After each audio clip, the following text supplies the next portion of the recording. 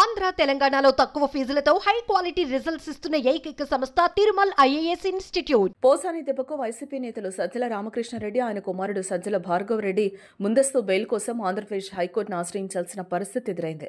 Deputy CM Pawan Kalyan, వారి కుటుంబ సభ్యులు ఓ సామాజిక వర్గంపై అనుచిత వ్యాఖ్యలు చేసిన కేసులో పోసానిని ఇటీవల పోలీసులు అరెస్టు చేసి జైల్లో వేశారు. అయితే పోసాని తన వాంగ్మూలంలో సజ్జల, భార్గవ్ రెడ్డి పేర్లను చెప్పారు. వారిచ్చిన స్క్రిప్ట్నే తాను మీడియా సమావేశంలో చదివానని చెప్పడంతో తండ్రి కొడుకులిద్దరూ ఈ కేసులో ఇరుక్కుపోయారు.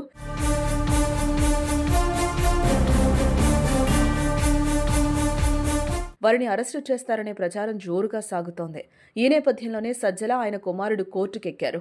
అన్నమయ్య జిల్లా ఓబులవారిపల్లె పోలీసులు నమోదు చేసిన కేసులో తమను అరెస్టు చేస్తారని ఆందోళన ఉందని, ముందస్తు బెయిల్ మంజూరు చేయాలని కోరారు. ఈ కేసులో A1గా ఉన్న పోసాని తమ పేర్లను వాంగ్మూలంలో చెప్పారని, అది తప్ప ఇందులో తమ పాత్ర ఉందని చెప్పేందుకు ఎలాంటి ఆధారాలు లేవన్నారు. రాజకీయ ప్రతీకారంతో తప్పుడు కేసుల్లో ఇరికించేందుకు ప్రయత్నిస్తున్నారని అన్నారు.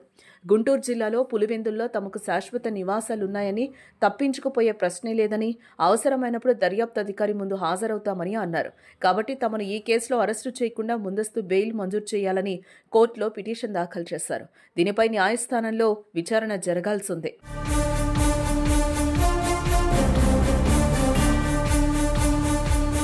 మరోవైపు వరుస అరెస్టులు వైసీపీ నేతలను ఆందోళనకు గురి చేస్తోంది. రాజకీయాలకు దూరంగా ఉండి కలుగులో దాక్కున్న వెతికి మరీ కూటమి ప్రభుత్వం అరెస్టు చేస్తోంది.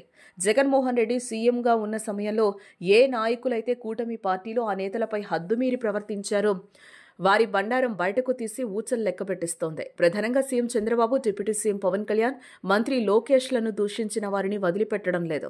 అలాగే వైసీపీ హయాంలో జరిగిన అక్రమాలపై కూడా చంద్రబాబు సర్కార్ దృష్టి పెడుతోంది. దీంతో అరెస్టులు చేసేవారి లిస్టు భారీగానే ఉన్నట్టు తెలుస్తోంది. ఆ భయంతోనే పోసాని కేసులో ముందస్తుగా కోర్టులో సజ్జల, ఆయన కుమారుడు బెయిల్ పిటిషన్లు వేశారు. మరి న్యాయస్థానం ఏం చెప్తుందో చూడాలి.